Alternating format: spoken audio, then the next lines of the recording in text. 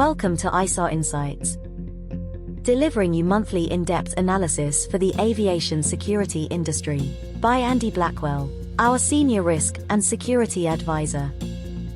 December Insights. Threat actors, including the so-called Islamic State, Al-Qaeda and Al-Shabaab, have all made recent calls for renewed terror attacks.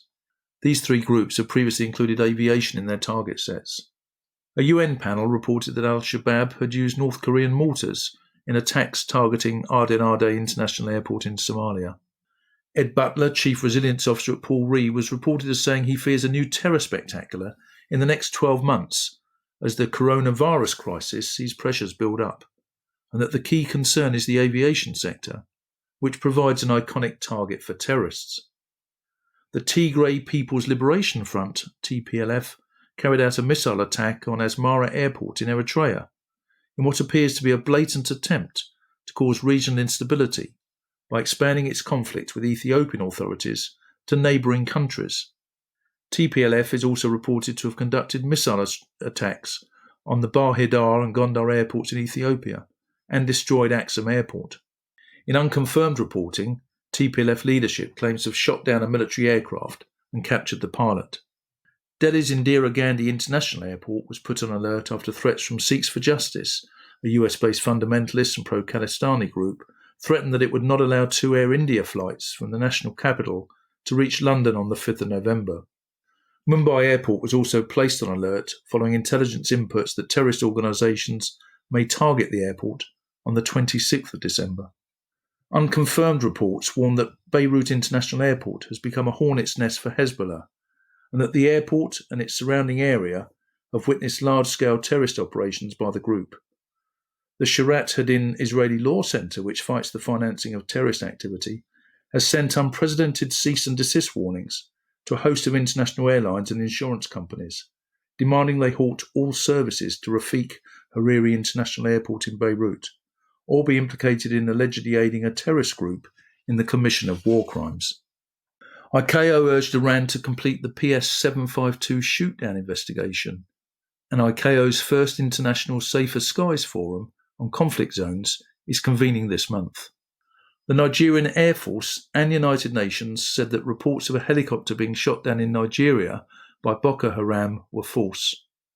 Open source reports warn that hackers on the dark web were selling access to the networks of Pakistani International Airlines, Kuwait Airways, Thai Airways, and the Brazilian Department of Airspace Control. Insider activities again featured, with 3 more arrests involving the Deputy Director and other immigration officers at Kuala Lumpur International Airport. This was in connection with their suspected involvement with a syndicate falsifying travel document border stamps. A former Dunedin airport security worker was found guilty of planting a fake bomb, and an airport employee in Italy was caught mining Ethereum at work. This was a cyber-related incident. Transport Canada suspended 6 employees without pay for allegedly spreading a racist email at work more than a decade ago. This followed a CBC News story last year that triggered an internal investigation. Guernsey's Director of Civil Aviation was removed from his post for gross incompetence following a vote in the States of Guernsey. Fraud reports included a family emergency imposter scam impacting Fresno Yosemite International Airport, and at Paris Charles de Gaulle Airport, 7 people were charged with selling false certificates of negative coronavirus tests to passengers. Other reported criminal activities included a male with mental health issues who pulled a gun on Port Authority police at JFK Airport in New York, and a homeless man arrested for starting a fire at Spain's Palma de Mallorca Airport. 2 incidents highlighted weaknesses in airport perimeter security, one being a police chase on Van Nuys Airport runway, which ended in the arrest of the driver. The other involved 2 armed robbery suspects, arrested after crashing their vehicle onto Deer Valley Airport runway. These incidents were not terrorist-related. Terrorism and aviation security experts expressed concerns at the removal of security screening at a number of Australian regional airports. Stansted 15 pro-immigrant activists who cut through the perimeter fence and glued themselves together to stop an aircraft from deporting 60 criminals to Africa are appealing their convictions under the Aviation and Maritime Security Act. Despite the reduced demand for air services due to the pandemic, The nature and diversity of the threats and risks facing the sector calls for robust threat and risk management to ensure aviation security and resilience.